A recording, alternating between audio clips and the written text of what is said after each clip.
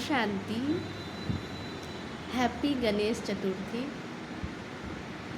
कहते हैं जब भी हम कोई कार्य की शुरुआत करते हैं तो उसमें हम गणेश जी को स्थापित करते हैं, उनको हम याद करते हैं, उनके गुणों को हम क्या करते हैं, याद करते हैं। तो बहुत अच्छे से हम सजाते हैं गली को, मोहल्ले को, घर को बहुत अच्छे से हम सजा करके फिर हम उनको जो है स्थापित करते हैं और हम उनकी जो है पूजा करते हैं, याचना करते हैं, हम उनके गुणों को जो है याद करते हैं। तो क्यों ना हम जो है श्री गणेश जैसे ही बन जाए, हम उनके समान बन जाए, उनकी जो क्वालिटीज़ है, उनके जो गुण है वो क्यों ना हम अपने जीवन में भी ले आए।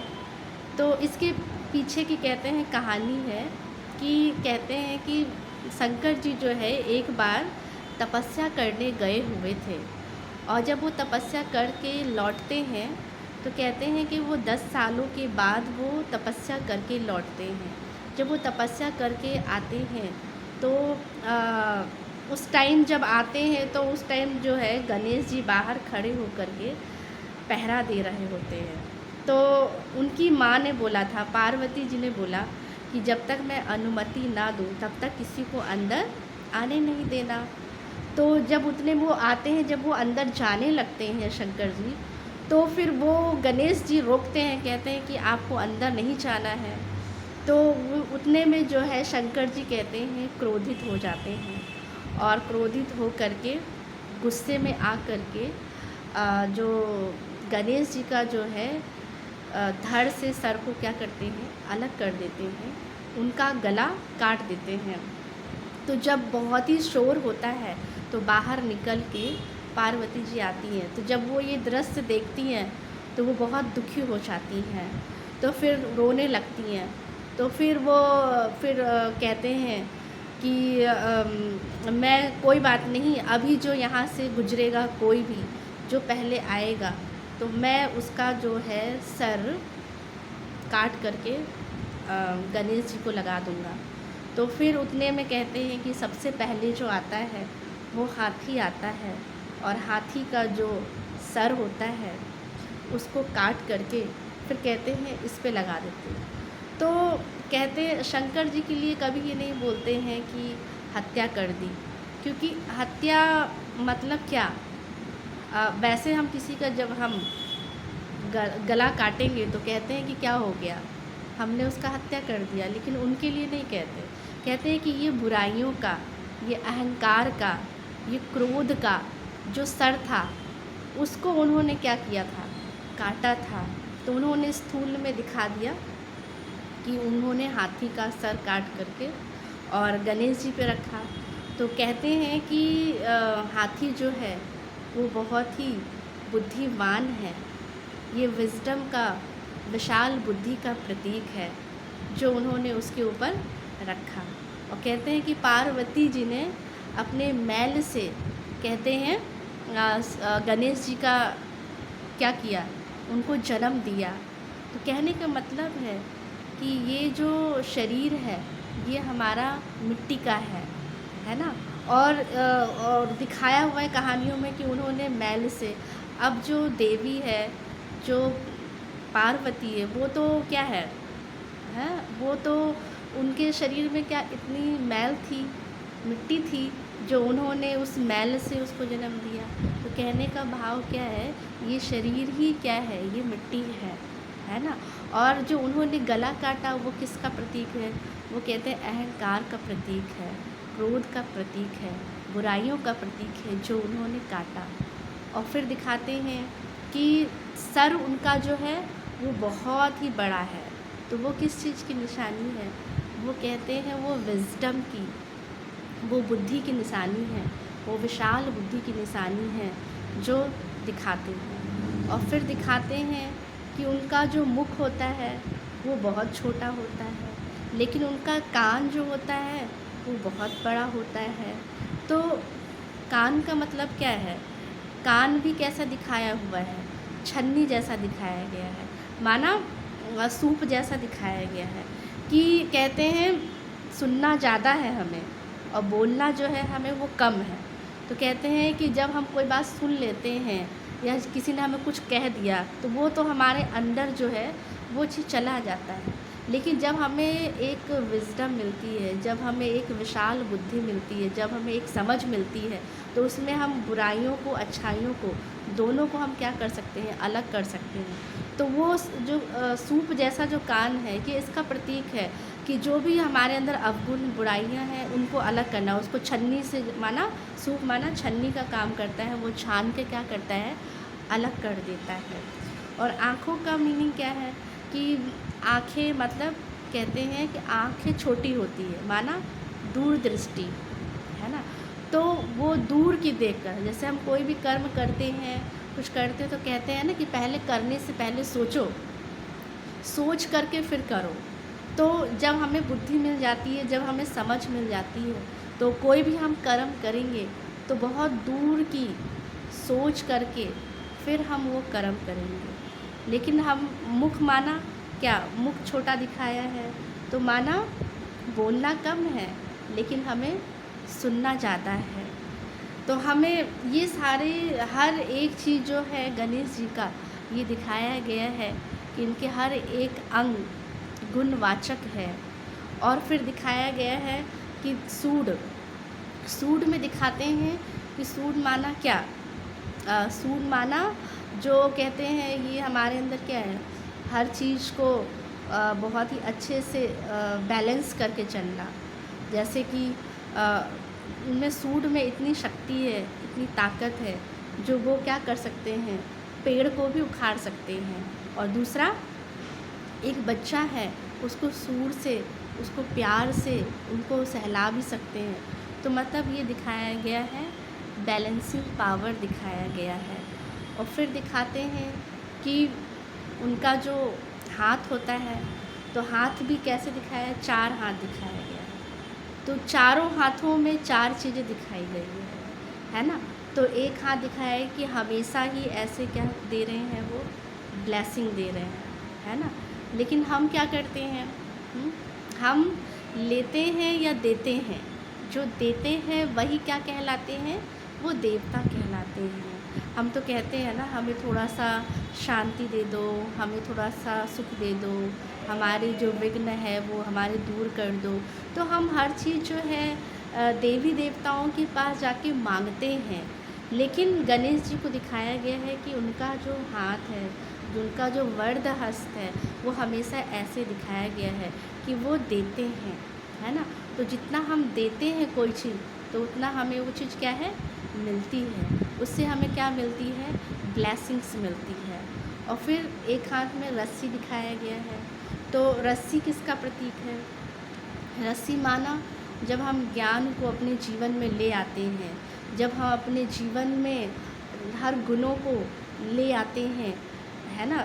तो उस ज्ञान को जब हम सुनते हैं, जब हम उसको जीवन में लाते हैं, तो वो हम ला तब पाएंगे जब हम कोई न कोई जो है, हम नियम में, कोई न कोई जब हम मर्यादाओं में, जब हम स्वयं को, अपने को जब हम बांध के रखेंगे, तभी उस गुणों को, मर्यादाओं को हम जीवन में हम ला सकते हैं।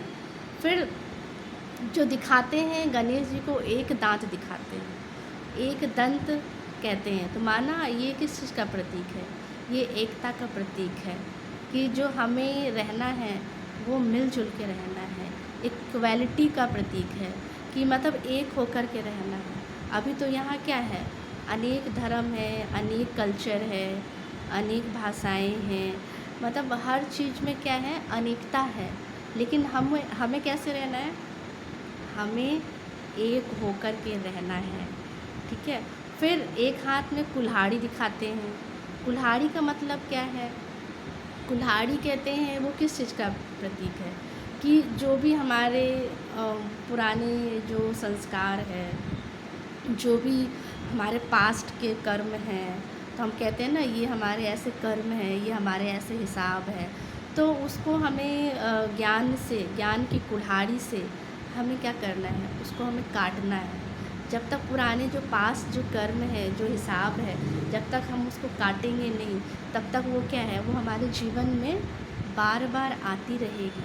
और फिर दिखाते हैं, एक हाथ में क्या दिखाते हैं, मोदक दिखाते हैं, है ना, या लड्डू, या बूंदी का लड्डू दिखाते हैं। तो ये किस चीज़ का प्रतीक है? कहते हैं ये जो है यूनिटी का प्रतीक है ना, संगठन का प्रतीक है। तो देखो, जब हम मोदक भी बनाते हैं तो उसको बनाने में क्या लगता है, थोड़ा सा मेहनत लगता है ना। जब हम उसको मेहनत करते हैं, जब बहुत ध्यान से, जब मेहनत से जब हम उस चीज़ को बनाते हैं, तो फिर वो क्या होता है, तैयार हो जाता है। तो फिर दिखाते हैं कि गणेश जी के हाथ में मोदक दिखाते हैं, तो वो खाते नहीं हैं, लेकिन उनके हाथ में दिखाया गया है।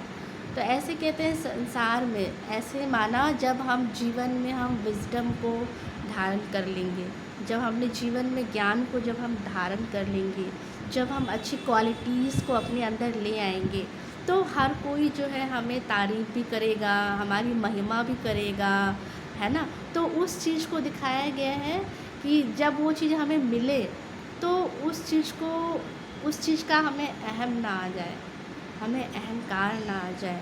तो उस चीज़ का हमें क्या रखना है, वो हमें बैलेंस बना के रखना है। अगर वो चीज़ अंदर से, कहते हैं ना, जब वो चीज़ मान मिलेगा, सम्मान मिलेगा, तो हमारा जीवन कैसा हो जाएगा, कहते हैं हमारा मिठास से भर जाएगा।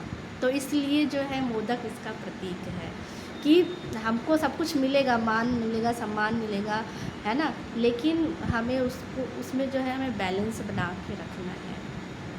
तो हर जो एक अंग है, हर वो चीज़ जो गणेश जी का है, वो क्या है, वो गुणवाचक है, वो गुणों का ही प्रतीक है। और फिर दिखाया है कि जब गणेश जी जब बैठते हैं, तो उनका जो पैर होता है, एक होता है ऊपर और एक होता है नीचे की तरफ। तो नीचे की तरफ मतलब कहते हैं संसार की तरफ।